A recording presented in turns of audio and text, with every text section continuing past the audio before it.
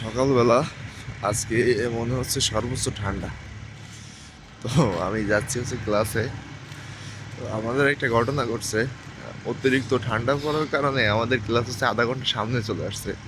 মানে আগে সকাল 8:30টায় যাইতাম, এখন বেশি ঠান্ডা পড়তেছে, তার জন্য সকাল 8টায় যাইতে হবে।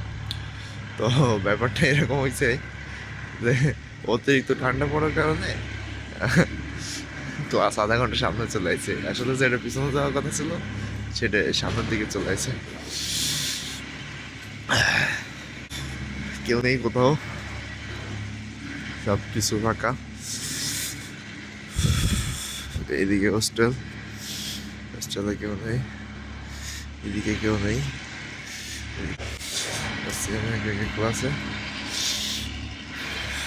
ক্লাসে যাওয়ার আগে চা খাইতে যেতে হবে, চা খেয়ে তারপর ক্লাস যাইতে হবে। 20 মিনিট সময় আছে।